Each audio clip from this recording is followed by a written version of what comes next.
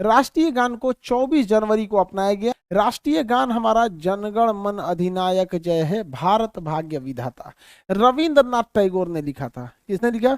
रविंद्रनाथ टैगोर। रविंद्रनाथ टैगोर। रविंद्रनाथ टैगोर ने एक और कविता लिखी थी, अमार सोमार बंगला। अमार सोमार बंगला, हमारा प्रिय बंगाल।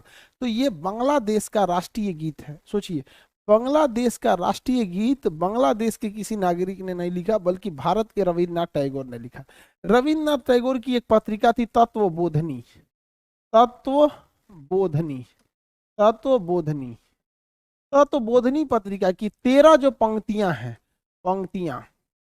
13 पंक्तियां, ये पूरी पत्रिका की एक मोटी सी पत्रिका है, उसका 13 लाइन जो है वो हमारा क्या बन गया है? राष्ट्रीय गीत बन चुका है, हमारा राष्ट्रीय गान। जनगण मन अधिनायक जय है भारत भाग्य विधाता। इसके लिए टाइमिंग कितनी होती है भैया? तो 52 सेकंड में आपको गाना होता है। कितने सेकंड में? 52 सेकंड में। लेकिन अगर कोई इमरजेंसी आ गई या कोई ऐसा हो गया कि आप राष्ट्रीय गान गा रहे हैं, अचानक तूफान आ गया, राष्ट्रीय गान गा रहे हैं, अचानक गोली चलने लगा, तो इसकी केवल शुरुआत की 2 पंक्तियों को गाकर 20 सेकंड में ही क्या कर दिया जाता है? समाप्त कर दिया जाता है राष्ट्रीय गान को। किसे? राष्ट्रीय गान को। राष्ट्रीय गान किसने लिखा था?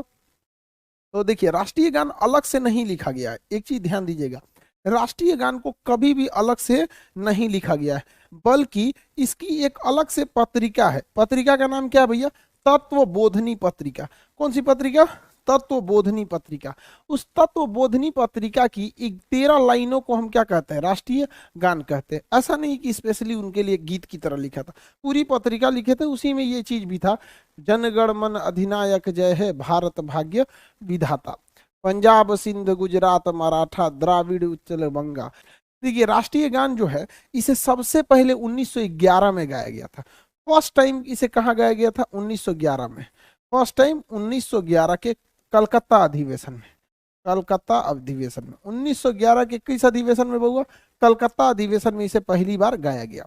रविंद्रनाथ टैगोर को कहा गया कि इसका इंग्लिश अनुवाद कीजिए, तो इसे the morning song of India, the morning song of India, song of India नाम दिया गया इसका अंग्रेजी का। तो देखिए, इसको हिंदी में भी रविंद्रनाथ टैगोर ने ही लिखा है, और इसका अंग्रेजी अनुवाद भी रविंद्रनाथ टैगोर ने ही किया है, the morning song of India के नाम से। वो गान है, ये गीत है। इसे भी सेम तारीख को अपनाया गया था, 24 जनवरी 1950। इसे बंकिम चंद्र चटर्जी ने लिखा था। बंकिम चंद्र चटर्जी। जैसे रविंद्रनाथ टैगोर ने अलग से कोई राष्ट्रीय गान नहीं लिखा, बल्कि उन्होंने एक पत्रिका लिखी थी, उसका नाम था तत्वबोधनी। उसी में से एक पेज जिस पर 13 लाइनें लिखी थी, वो हमारा क्या बन गया? राष्ट्रीय गान बन गया। उसी तरह से अलग से राष्ट्रीय गीत नहीं लिखा गया था, बल्कि इसके जगह पे लिखा गया था आनंद मठ नामक एक पुस्तक। आनंद मठ। आनंद मठ। आनंद मठ पुस्तक की एक रचना थी, उसी में से ले लिया गया था वंदे मातरम। क्या ले लिया गया? वंदे मातरम। वंदे मातरम ले लिया गया। हम वंदना करते हैं इस पृथ्वी की, इसकी वंदे मातरम लिया गया। इसे कितने सेकंड में गाना होता है भैया? तो इसे 65 सेकंड में गाना होता है। वंदे मातरम को कितने सेकंड में गाना होता है? 65 सेकंड में गाना होता है। इसे फर्स्ट टाइम गाया गया था 1896 में कलकत्ता अधिवेशन में। 1896 में कलकत्ता अधिवेशन में। तो याद रखिएगा, राष्ट्रीय गीत भी बंगाली ने लिखा और राष्ट्रीय गान भी बंगाली ने लिखा, और राष्ट्रीय गीत को भी पहली बार कलकत्ता में और राष्ट्रीय गान को भी पहली बार कलकत्ता में